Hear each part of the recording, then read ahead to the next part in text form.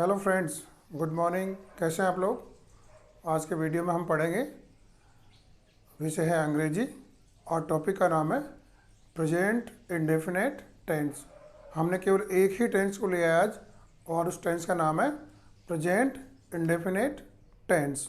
तो शुरू करते हैं आज का वीडियो और बहुत ही आसान तरीके से आपको पढ़ाने का प्रयास करेंगे। शुरू करते हैं, देखते हैं पहले क्या है। तो सबसे पहले अपन देखते हैं, अपन ने जो टॉपिक लिया उसका नाम है प्रेजेंट इंडेफिनेट टेंस। और मैंने आपके सामने बच्चों कुछ एग्जाम्पल्स रखे हैं। राम जाता है, हम पढ़ते हैं, तुम खाते हो और वे हंसते हैं। इस प्रकार के 4 एग्जाम्पल मैंने आपके सामने लिए हैं और ये सारे इसके हिंदी के उदाहरण हैं।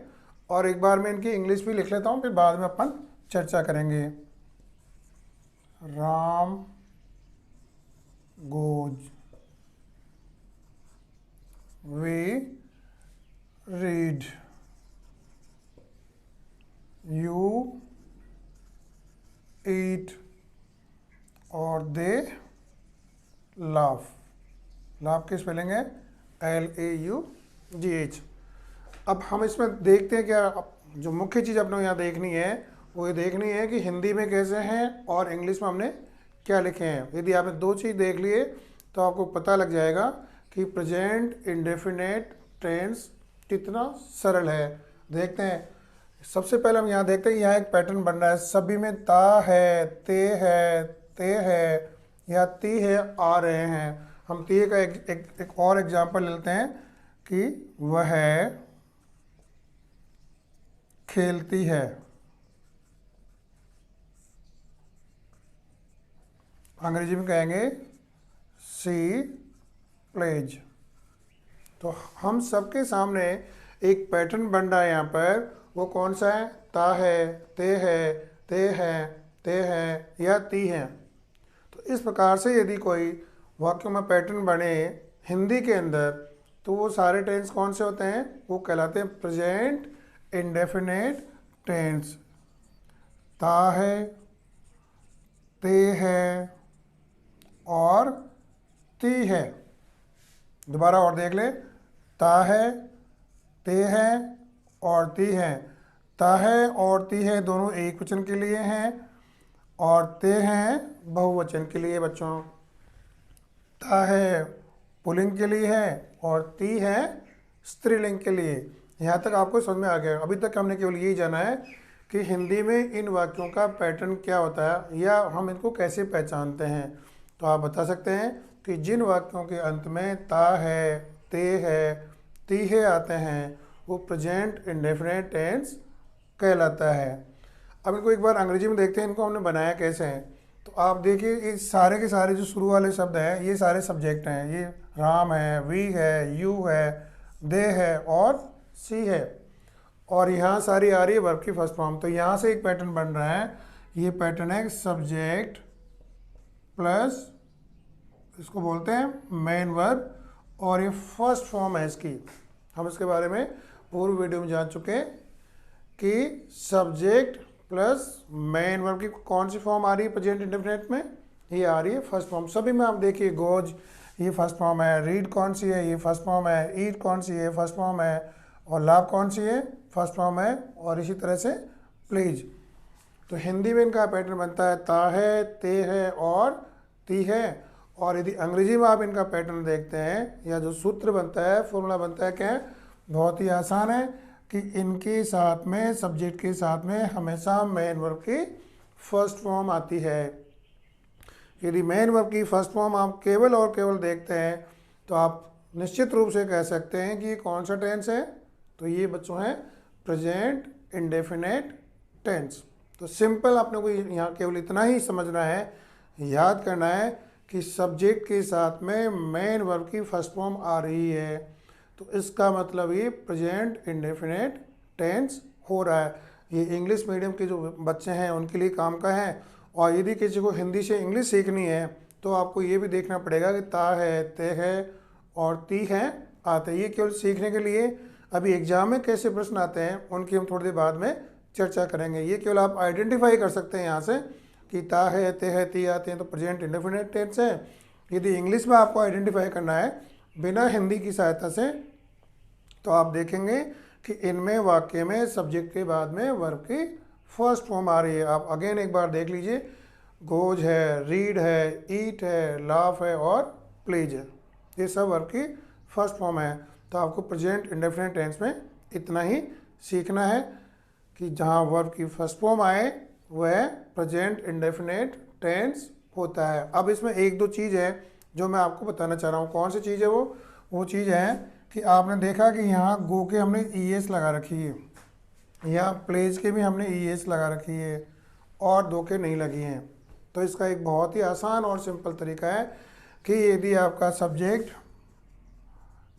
सब्जेक्ट या हिंदी में बोलते हैं कर्ता आपका एक वचन हो, क्या हो, एक वचन हो।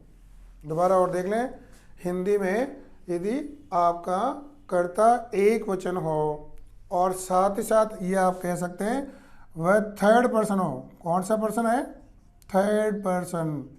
ये हमने हमारे पूर्व के वीडियो में बता रखा है कि थर्ड पर्सन कौन कौन से हैं। तो मैं एक बार फिर आपकी मेमोरी के लिए बताता हूँ, रिवीजन के लिए बता रहा हूँ कि ही, सी, इट और नाम, ये सारे क्या हैं, थर्ड पर्सन हैं और इनका बहुवचन होता है दे।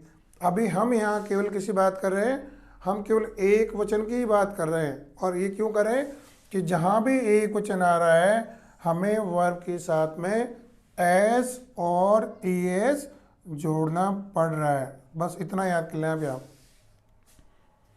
दोबारा और सुन लीजिए कि प्रेजेंट इंडेफिनिट टेंस के अंदर वर्ब की फर्स्ट फॉर्म आती है हमेशा।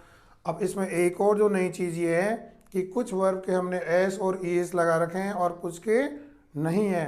तो हमें एस और ES कहाँ जोड़नी है या लगानी है, तो हमें एस और ES बच्चों वही लगानी है कि जहाँ सब्जेक्ट एक वचन हो और साथ ही साथ वह थर्ड पर्सन भी हो। ये कौन कौन से हैं, ये ही है, सी है, इट है, या किसी का नाम, केवल एक नाम एक वचन, तभी तो होगा ना एक वचन। तो यहाँ पर हमें एस और ES लगानी है। अब इसमें एक चीज़ अभी आगे और देखते हैं। तो पहली बात होगी कि हमें एस लगाना है या ES लगानी है, ये भी इम्पोर्टेंट चीज़ है। तो इसको भी आप देख लें कि कई, जैसे अपने यहाँ पर दिख नहीं रहा है बट से एग्जाम्पल लेंगे कि ऐसे शब्द जिनके लास्ट में SH आए, क्या है, SH। जैसे एग्जाम्पल है WASH, देखा आपने, WASH। यदि ऐसे शब्द आए, ऐसी वर्ब आए कि जिनके बाद में SH वाले दो अक्षर आए, तो उनके बाद में हम जब भी एक वचन हो तो ES लगा देते हैं। ऐसे ही मान लो SS है, तो इसका एग्जाम्पल लेते हैं PASS। तो इसमें क्या करेंगे हम, इसमें भी हम ES लगा देंगे। ऐसे ही हैं जिनके अंत में Y है, जिनके अंत में Y है लेकिन पहले कॉन्सोनेंट है यहाँ पर। जैसे अब देखते हैं कैरी, CARRY। क्या देखा बच्चों आपने, ये नया शब्द है जिसका नाम है CARRY। तो ऐसे शब्द या वर्ब जिनके अंत में Y है लेकिन पहले R है, हम इसको बोलते हैं कॉन्सोनेंट। क्या कहते हैं, कॉन्सोनेंट या व्यंजन। तो इन शब्दों को यदि आपको S और ES लगाना है तो यहाँ पर Y हट जाएगा और Y की जगह हम क्या करना है, IES लगा देते हैं। Y की जगह हम लिखेंगे I और आगे लिख देंगे IES। तो ये क्या हो जाएगा, CARRIES। लेकिन इसमें एक और चीज़ है कि कई ऐसे शब्द हैं जहाँ Y होने के बावजूद भी हम उसमें ES नहीं जोड़ते हैं। तो हमें याद रखना है कि हमें केवल और केवल जिसके पहले कॉन्सोनेंट है उसी को हमें देखना है। यदि कॉन्सोनेंट है तो हम इसको उठा के IES कर देंगे। जैसे इसका एग्जांपल लेते हैं, PLAY है, PLAY। अब बच्चों यहाँ पे देखिए वर्ब है, उसके बाद में Y लगाया है लेकिन इसके पहले क्या है, ए क्या है आप जानते हो, ये वोवल है। तो वोवल के पहले हमें IES नहीं लगाकर केवल क्या लगाना है, S लगाना है। ये आपको याद हो गया होगा। ऐसे ही है, कई ऐसे शब्द हैं जिनके अंत में ओ आता है, जैसे गो है, गो के अंत में क्या आ रहा है, ओ आ रहा है। तो जहाँ ऐसे शब्द आए या जहाँ ऐसी वर्ब आए उनके बाद में इनके ई एस लगाना है, तो ये हो जाएगा GOES। ये एग्जाम्पल के तौर में मैंने आपको समझा दिए कि ऐसे शब्द कि आपको कहाँ एस लगाना है और कहाँ ES लगानी है। तो आप क्या करेंगे कि ऐसे शब्द जिन्हें ऐसे चाहे या SS आए या Y कॉन्सोनेंट के साथ में आए या O आए, इन अक्षरों के बाद में, इन शब्दों के बाद में आपको ES लगानी है। यदि बाकी और सब इनके बिना है तो वहाँ क्या करेंगे, वहाँ केवल और केवल आपको एस लगानी है। जैसा हम इधर देखते हैं, रीड, रीड क्या है, READS, तो रीड क्या हम लगाएंगे, रीड्स हो जाएगा READS, समझ गए ना। ऐसे ही हमने लिया है प्ले, तो प्ले के क्या हो गया, PLAYS, हमने इसको IS नहीं लगाया ना, क्यों नहीं लगाया, क्योंकि Y है, इसके पहले वोवल है, तो इसके पहले लगता नहीं है। तो हमने दो चीज़ सीख ली यहाँ पर कि जो प्रेजेंट इंडेफिनिट टेंस है कि पहले एक तो पहचानेंगे कैसे, तो ये इसमें वर्ब की सीधी ही फर्स्ट फॉर्म आती है, और ये पहचान लिया तो उसके बाद में एक चीज़, नई चीज़ ये है कि इसमें वर्ब के साथ में कई बार एस और ES लगते हैं। तो आप इसको याद कर लें कि एस और ES कहाँ लगेगा, एस और ES वहीं लगाने हैं जहाँ सब्जेक्ट आपका एक वचन हो और थर्ड पर्सन हो साथ में। ये कौन कौन से होते हैं, ही है, सी है, इट है, या किसी का एक नाम, इनके साथ में एस या ES लगानी है। अब आगे हमने ये भी बता दिया आपको कि एस लगेगा या ES लगेगा, तो आपने देख लिया कि ऐसे शब्द या ऐसी वर्ब जिनके बाद में ऐसे चाहे SS आए या Y आए या O आए, तो इनके बाद में हम क्या करेंगे, ES लगा देंगे। ये समझ गए। अब इसके बाद में हम ये देखते हैं कि ये जो टेंस हमने सीखा है, ये तो सीखने के हिसाब से अपन ने सीख लिया है, लेकिन ये परीक्षा में यदि मान लो ऐसे कोई एग्जाम्पल से आते हैं तो आप इसमें क्या करेंगे, तो उसके लिए मैं आपको एक नई ट्रिक बताने जा रहा हूँ, और वो ट्रिक आप देख लें इसको।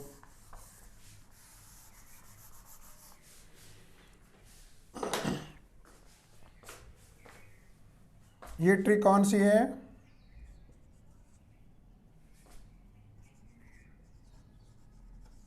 ही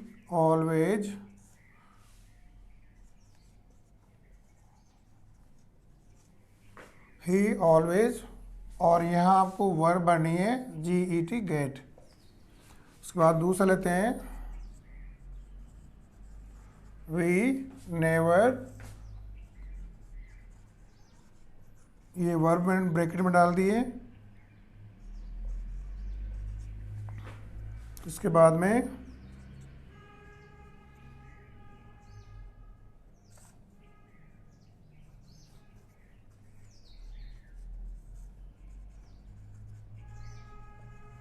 मैंने 3 एग्जाम्पल आपके सामने ले लिए हैं बच्चों, और इनसे आपको अभी ये पूछा जाए कि इनमें वर्ब की कौन सी फॉर्म आएगी, तो ये आपके जो पहले हमने सीखा वो केवल अपनी जानकारी के लिए सीखा। आपके एग्जाम में प्रश्न ये आते हैं कि ये आपके सामने 3 एग्जाम्पल हैं, इनमें वर्ब की कौन सी फॉर्म आएगी। तो ये कैसे पता लगेगा, यहाँ लिखा हुआ नहीं, कहीं भी नहीं लिखा है कि आप इनमें प्रेजेंट इंडेफिनिट टेंस लिखिए, कहीं भी नहीं लिखा है। केवल आपको वाक्य को देख करके पहचान करना है कि इसमें वर्ब कौन सी आएगी। तो इसका सिंपल सा तरीका है, उसमें अभी आपको सब लिखाऊंगा। ही ऑलवेज खालिस्तान अप अर्ली, और ब्रैकेट में लिखा है गेट। तो इसमें आपको भरना है कौन सी, क्या भरेंगे, GET। और क्यों भरेंगे, वो इनमें वर्ब की फर्स्ट फॉर्म आएगी, इन सभी में वर्ब की फर्स्ट फॉर्म आएगी। ये तो आपको पता है, क्यों, क्योंकि ये प्रेजेंट इंडेफिनिट टेंस है। ये तो पहली बात होगी। दूसरी बात, आपको ये पता नहीं है कि ये प्रेजेंट इंडेफिनिट टेंस है, तो आप कैसे पता करेंगे। तो इन सब के लिए आपको मैंने कुछ शब्द यहाँ डाले हैं, जैसे यहाँ पर है ऑलवेज, ये यहाँ पर है नेवर, और इसमें कोई भी शब्द नहीं है। तो ये ऐसे कुछ शब्द हैं जो आपके सामने ऐसे हिंट देंगे, जिनकी सहायता से आप यहाँ वर्ब की फर्स्ट फॉर्म को लिखेंगे। कौन सा लिया हमने? ऑलवेज। यहाँ कौन सा है? नेवर। यहाँ कौन सा है? यहाँ कोई सा भी नहीं है। बट इस वाक्य से आपको ये पता लग रहा है कि आपकी रोजाना आदत है। कौन सी आदत है? गेट अप अर्ली मॉर्निंग, आप डेली सुबह जल्दी उठते हैं। तो मैंने यहाँ से 2-3 निष्कर्ष निकाल लिए कि इन निष्कर्ष के द्वारा यदि इस प्रकार के कोई वाक्य हो जिनमें ऑलवेज हैं, नेवर हैं या आदत वाले वाक्य हैं, तो इन सभी वाक्यों में हमें वर्ब की फर्स्ट फॉर्म भरनी है, चाहे टेंस आपको याद है या नहीं है। इनका सीधा सा सूत्र क्या है कि इनमें आपको वर्ब की फर्स्ट फॉर्म भरनी है।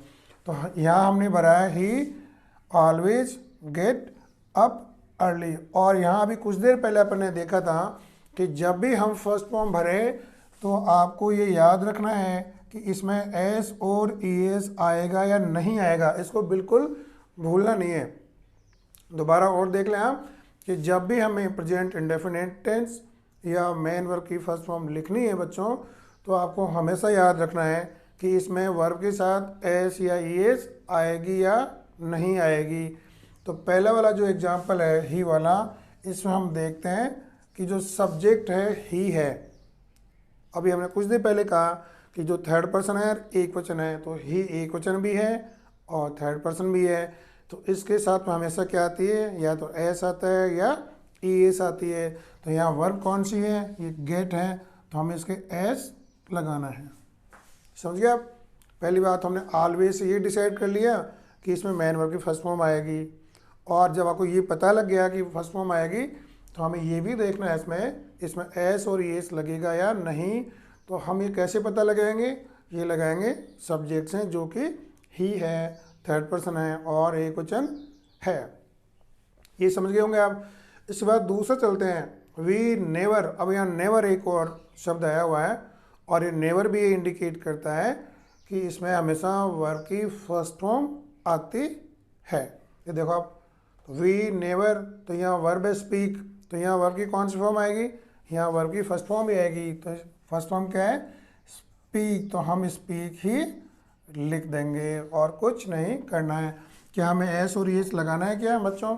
तो इसमें एस और एस नहीं लगाना है, क्योंकि यहाँ सब्जेक्ट वी है और ये बहुवचन है, तो बहुवचन में लगाना ही नहीं है। और अंत में एक और आया तीसरा सेंटेंस, और ये सेंटेंस कह रहा है कि इसकी आदतन है, मैं डेली सुबह जल्दी उठता हूँ। तो ऐसे वाक्य जो ये इंडिकेट करें कि उनमें आदत है, आदत वाले वाक्य हैं, हैबिट वाले वाक्य हैं, उनमें भी हमेशा प्रेजेंट इंडेफिनिट टेंस या वर्ब की फर्स्ट फॉर्म आती है। तो यहाँ हम क्या लिखेंगे? इसका उत्तर क्या होगा? I get up early morning. ये मैंने 3-4 आपके एग्जाम्पल ले लिए हैं, और अब मैं आपके सामने कुछ और ऐसे शब्द देने जा रहा हूँ जो शब्द आपको बताएंगे कि हमें कहाँ कहाँ पर प्रेजेंट इंडेफिनिट टेंस या वर्ब की फर्स्ट फॉर्म काम में लेनी है। अब देखते हैं हम ये कौन कौन से शब्द हैं। तो ये शब्द हैं ऑलवेज, जैसे कि हमने एग्जाम्पल ले लिया ऑलवेज। ऐसे ही हैं डेली, डेली भी इंडिकेट करता है कि आपकी डेली वाला काम हो रहा है। ऐसे ही है नेवर, NEVER नेवर। ऐसे ही शब्द आ रहा है एवरी, एवरी के बाद में कोई टाइम देना पड़ेगा आपको, एवरी प्लस टाइम। जैसे एवरी डे हो सकता है, एवरी मॉर्निंग हो सकता है, एवरी नाइट हो सकता है, एवरी ईयर हो सकता है। तो जब भी इस प्रकार का वाक्य है तो उस वाक्य में आपको आंख मीच कर क्या डालनी है? वर्ब की फर्स्ट फॉर्म। ये सब के सब ऐसे ही हैं, सारे के सारे आपको बताएंगे। ऑलवेज है, डेली है, नेवर है, एवरी टाइम है। फिर मैं आगे दे रहा हूँ एक शब्द और है ऑफन, OFTEN। ये शब्द है ऑफन। तो जब भी आपके ऑफन शब्द आए तो हमें क्या लिखना है? मैन वर्ब की फर्स्ट फॉर्म। ऐसे एक और शब्द है सेल्डम, SELDOM। ये सेल्डम भी ये कहता है कि हमें वर्ब की क्या डालनी है? फर्स्ट फॉर्म डालनी। तो देखो बच्चों कितने सारे शब्द हो गए। ऑलवेज है, डेली है, नेवर है, एवरी टाइम है, ऑफन है, सेल्डम है। जब भी इस प्रकार के, इनको हम बोलते हैं एडवर्ब्स। ये एडवर्ब शब्द हैं और ये हमेशा टाइम के बारे में बता रहे हैं, समय को इंडिकेट कर रहे हैं। तो इसकी सहायता से आप क्या कर सकते हैं? बहुत आसान है, इनको देखते ही आप लिखेंगे मेन वर्ब की फर्स्ट फॉर्म। आपको ये याद होना ज़रूरी नहीं है कि ये प्रेजेंट इंडेफिनिट टेंस है या नहीं है, इसके दोनों तरीके हैं। यदि आपको याद हो गया तो प्रेजेंट इंडेफिनिट टेंस में वर्ब की फर्स्ट फॉर्म लिख दो। यदि आपको ये नहीं भी पता है तो भी आप सीधे इसमें लिख सकते हैं कि मेन वर्ब की फर्स्ट फॉर्म आएगी। और जब हम मेन वर्ब की फर्स्ट फॉर्म भी लिखते हैं तो हमें पता है कि हमें एस और ई एस को भी देखना है। ये तो हो गए कुछ शब्द, इनके साथ साथ कुछ और भी चीज़ें हैं। वो कौन कौन सी हैं?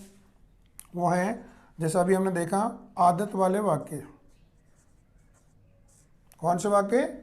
आदत वाले वाक्य हैं। जैसे आप डेली उठते हो और चाय पीते हो, तो ये आदत है कि नहीं है? ये आदत वाले वाक्य हैं। ऐसे ही मैं शब्द ही लिखता हूँ कौन कौन से हैं। जैसे है रेगुलरली, रेगुलरली, जब भी ये शब्द आए इसका मतलब है मेन वर्ब की फर्स्ट फॉर्म डालनी है। ऐसे ही है उसके बाद में आता है रेगुलर के बाद में कट।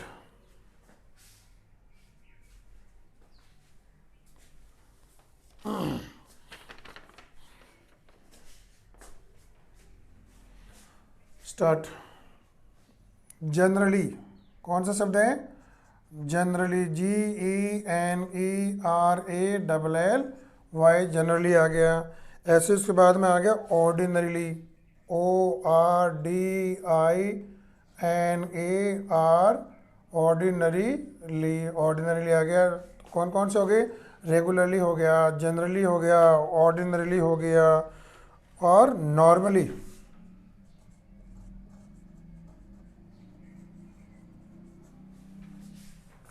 कितने शब्द हो गए? कौन कौन से हैं? रेगुलरली, जनरली, ऑर्डिनरीली, नॉर्मली और से साथ ही साथ आप कह सकते हैं आदत वाले वाक्य। ऐसे सेंटेंस जिससे हमें ये पता लगे कि इसमें कोई आदत वाला काम हो रहा है। या आप कह सकते हो कि न्यूज़पेपर की जो हेडलाइन आती है ना, न्यूज़पेपर हेडलाइंस, जब भी आपको न्यूज़पेपर की हेडलाइन बतानी हो तो ये किस में आती है? इसी टेंस में आती है या मेन वर्ब की फर्स्ट फॉर्म में आती है। सोचना ही नहीं आपको। ऐसे ही आपको कोई बताना हो सार्वभौम सत्य, सार्वभौम सत्य, यदि ऐसा कोई वाक्य बताना है तो आप क्या यूज़ करेंगे? उसमें भी आप मेन वर्ब की फर्स्ट फॉर्म काम में लेंगे। जैसे सार्वभौम सत्य मतलब क्या है कि सूर्य हमेशा पूर्व में। इसे एग्जाम्पल लेता हूँ, द सन खालिस्तान in the east, in the east, और मैंने ब्रैकेट में वर्ब डाल दिए RISE, राइज। अब आपको यहाँ वर्ब की फॉर्म बननी है तो क्या भरेंगे आप? The sun in the east और यहाँ लिखा है राइज। अब ये यूनिवर्सल फैक्ट वाला सेंटेंस है कि सूर्य हमेशा पूर्व में ही उगता है, ये सही है ना? तो ऐसे सेंटेंस क्या होते हैं? यूनिवर्सल ट्रुथ वाले होते हैं। और हम यहाँ लिखेंगे the sun rise, first form आ गई।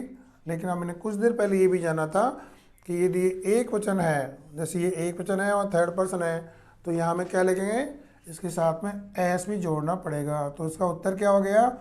The sun rises in the east. समझ गए आप? ऐसे ही और एक एग्जांपल है कि कई बार क्या होता है, साइंटिफिक फैक्ट भी होते हैं। साइंटिफिक क्या होते हैं? साइंटिफिक फैक्ट, वैज्ञानिक तथ्य होते हैं कि जैसे पानी है, एग्जांपल लेते हैं, द वाटर 800 डिग्री टेम्परेचर, मैंने लिखा है बॉयल, इसमें बॉयल वर्ब है। अब आप क्या लिखेंगे इसके अंदर कि जो पानी है 100 डिग्री पे उबलता है। तो ये यूनिवर्सल है, सॉरी साइंटिफिक फैक्ट है। और जब भी आपको ये पता लगे कि साइंटिफिक फैक्ट है तो यहाँ आप क्या कर सकते हैं? इसको वर्ब की फर्स्ट फॉर्म में डालेंगे। तो ये हो जाएगा the water boils, BOIL, boil, और वाटर को हमने माना है एक वचन, तो इसके साथ में क्या लगेगा? एस और लग जाएगा। तो इस प्रकार से आप मेन वर्ब की फर्स्ट फॉर्म भर सकते हैं। तो हमने अभी ये वीडियो सीख लिया है और इस वीडियो हमने यही जाना है कि प्रेजेंट इंडेफिनिट टेंस कैसे होता है और इसमें हमने एक पार्ट सीखा है, और वो पार्ट कौन सा है? इसको हम बोलते हैं अफर्मेटिव। क्या बोलते हैं? अफर्मेटिव। बट ये अफर्मेटिव आप सीख जाएंगे तो आगे वाले बहुत आसान है आपके लिए। अब इसमें कौन कौन सी बात मैं इसको समराइज कर रहा हूँ, और इसमें क्या क्या है कि हमने हिंदी में आप सीख रहे हैं, तो हिंदी में आप पहचानने के लिए बच्चों क्या करेंगे, इन वाक्यों के अंत में ता है, ते है, तीहे आते हैं। और यदि सीधा इंग्लिश में जाना है तो ऐसे सेंटेंस जिनमें मेन वर्ब की फर्स्ट फॉर्म हो, केवल और केवल, उसके साथ में कुछ भी नहीं हो, जैसे ये सारे लिखी हैं, तो ये सारा का सारा क्या कहलाएगा? ये कहलाएगा प्रेजेंट इंडेफिनिट टेंस। ये तो मैंने आपको बताया केवल सीखने की दृष्टि से। अब आगे मैंने लिखा है कि एग्ज़ाम के हिसाब से आपको किस प्रकार से इनको कोई ट्रिक सीखनी है क्या। तो जैसे मैंने कहा कि ये जो एग्जाम्पल है, इन एग्जाम्पल में आपको कहीं भी ऐसा नहीं लिखा है कि आपको प्रेजेंट इंडेफिनिट की फॉर्म भरनी है। आपको सीधा ये कहा जाएगा कि आप इसमें रिक्त स्थान में सही वर्ब की फॉर्म भरिए।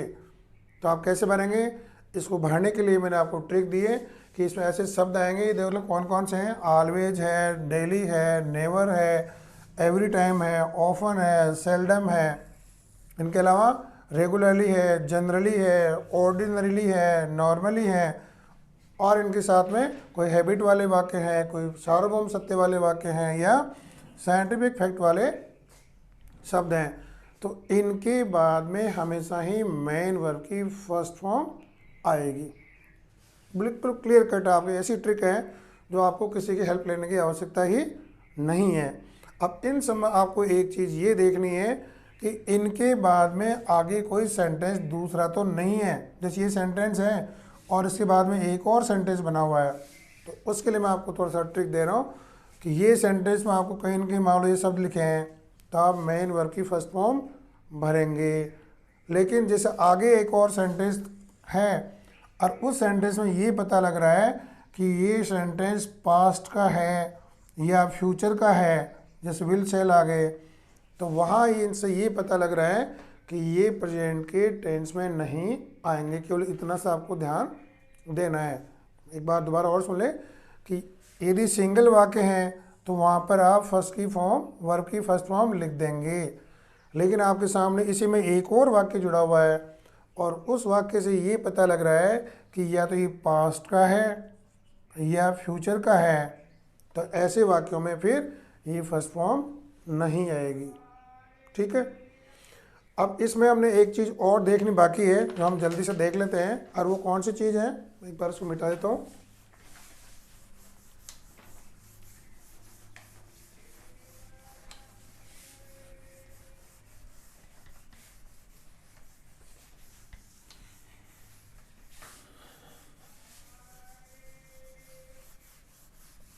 और ये बच्चों बहुत ही आपके लिए इजी हो जाएगा।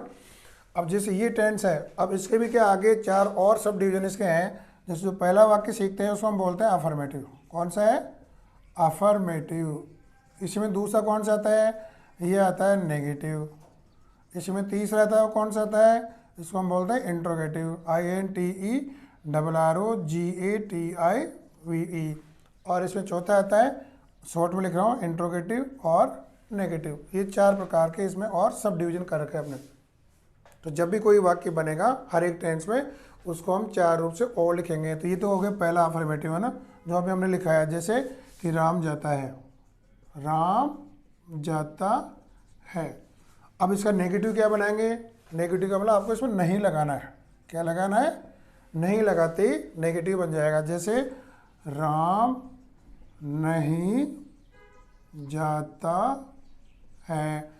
ऐसे इंट्रोगेटिव माने प्रश्नवाचक बनाना है, ये क्वेश्चन मार्क लगाना है। तो ये कैसे बनेगा?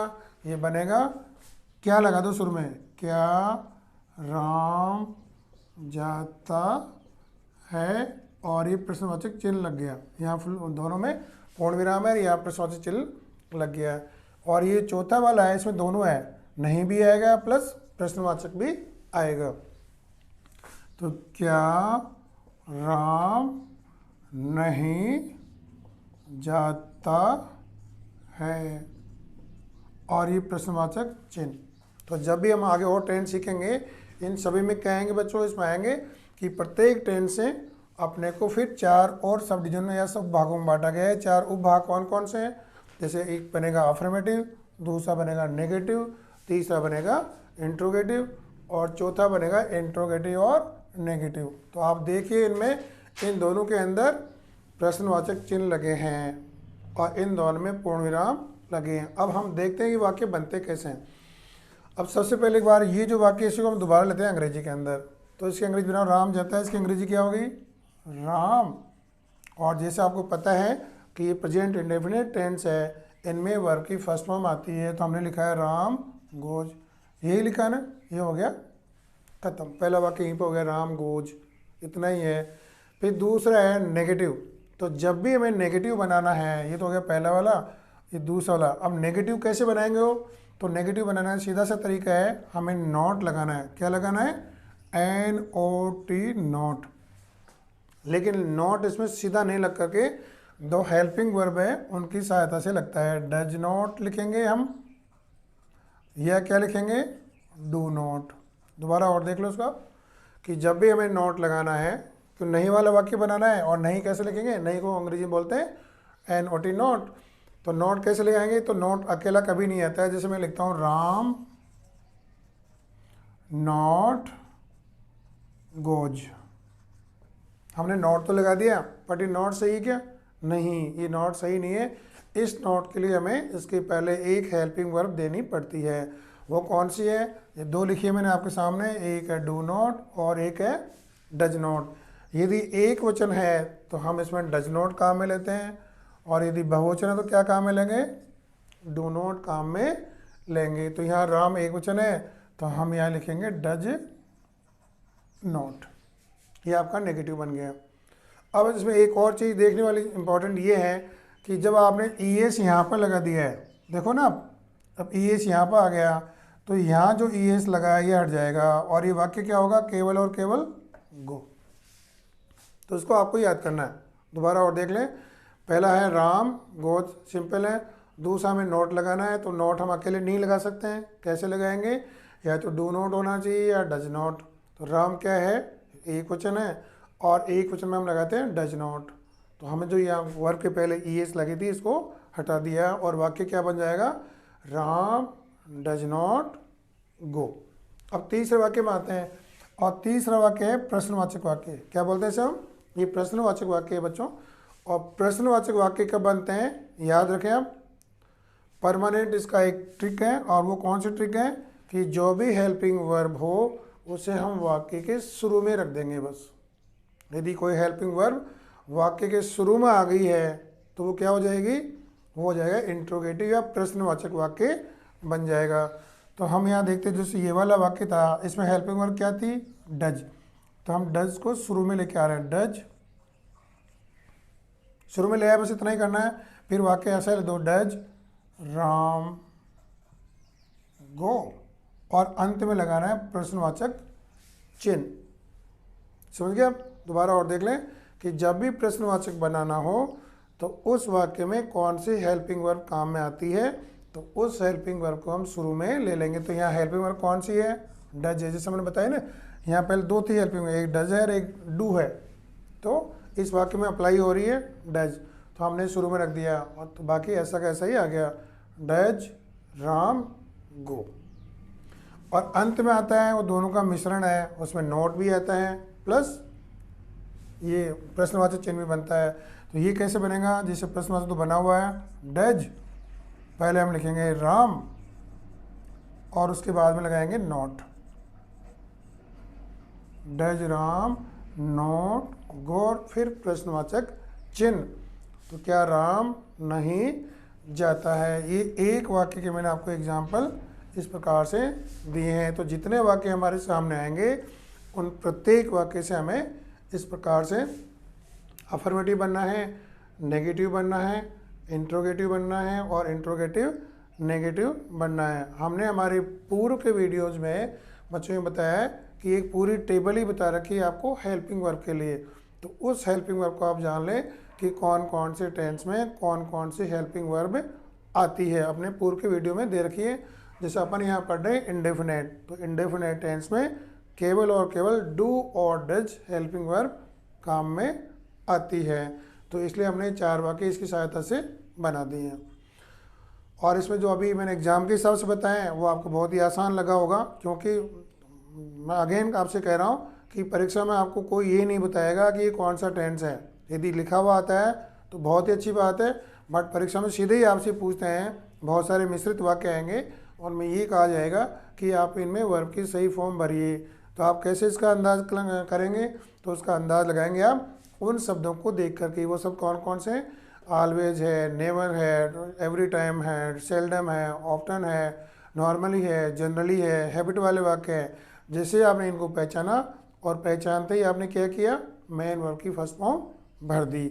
और मेन वर्ब की फर्स्ट फॉर्म भरने के बाद भी आपको ये देखना है कि इनमें से कौन से रूप में सेंटेंस है। अफर्मेटिव है तो इतना ही सही है, यदि नेगेटिव करना है तो आपको हेल्पिंग वर्ब काम में लेनी है, डू नॉट या डज नॉट है। यदि प्रश्न बनाना है तो आपको हेल्पिंग वर्ब को पहले ले आना है, और इंट्रोगेटिव नेगेटिव में भी हेल्पिंग वर्ब के साथ साथ आपको वाक्य में नॉट लगाना है। तो इस प्रकार से आपका ये टेंस कंप्लीट हो गया है, जिसका नाम है प्रेजेंट इंडेफिनिट टेंस। तो मैं सोचता हूँ बच्चों आपको ये अच्छा लगा होगा, और इस संबंधी कोई सुझाव है तो आप भेजिए, और कल हम आपको अगले वीडियो में मिलते हैं। धन्यवाद। जय हिंद।